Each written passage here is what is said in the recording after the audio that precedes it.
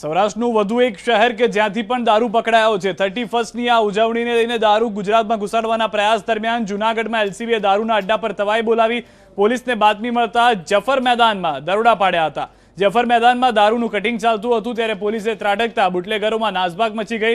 દારૂનું cutting કરનાર આરોપીઓ બાજરાના કટ્ટાની આડમાં વિદેશી દારૂ છુપાવતા પોલીસે એક છોટા હાથી અને એક ટ્રકમાં 8000થી વધુ બોટલનો જથ્થો ઝડપ્યો।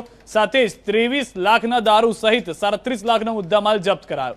દારૂનું કટિંગ કરનાર તમામ આરોપીઓ નાસી છૂટ્યા।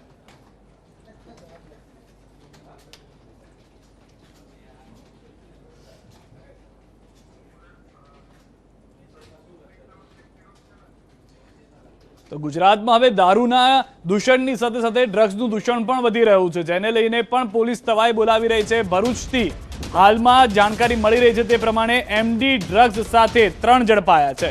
બી ડિવિઝન પોલીસે 3 કેરિયરને પકડ્યા છે। મુંબઈથી ડ્રગ્સ મંગાવી વેચવાનો પ્રયાસ કર્યો। 16 ગ્રામ એમડી ડ્રગ્સ મળી આવ્યું। ત્રણેય ઇસમો ભરૂચના હોવાનું પ્રાથમિક તપાસમાં બહાર આવ્યું। બાવા રેહાન દરગાહ નજીક વોચ ગોઠવી બી ડિવિઝન પોલીસે કેરિયરને ઝડપી પાડ્યા। પોલીસે 3 ઇસમોની અટકાયત કરી વધુ તપાસ હાથ ધરી।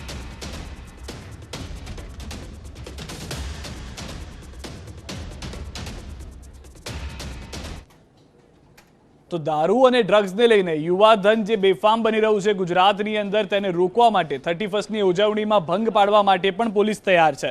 31ને લઈને પોલીસ એક્શન મોડમાં છે। તમામ જિલ્લાના એન્ટ્રી એક્ઝિટ પોઈન્ટ પર ચેકિંગ કરવામાં આવશે। સાથે જ ગેસ્ટ હાઉસ અને હોટલોની તપાસ કરવામાં આવશે। ખાસ કરીને પાર્ટી પ્લોટમાં પોલીસની બાજ નજર છે અને દારૂ જેવી મહેફિલ માણતા લોકો પર કાર્યવાહી કરવામાં આવશે।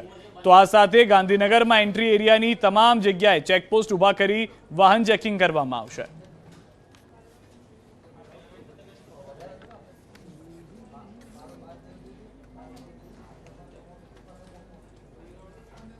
જે પણ જિલ્લાના એન્ટ્રી એક્ઝિટ પોઈન્ટ છે ત્યાં નાકાબંધી કરવામાં આવશે। ઇન્ટરનલ પણ ઘણી જે જગ્યાઓ છે જ્યાં પબ્લિક ગેધરિંગ થઈ શકે એમ છે ત્યાં પણ ખાસ પોલીસ બંદોબસ્ત રાખવામાં આવશે।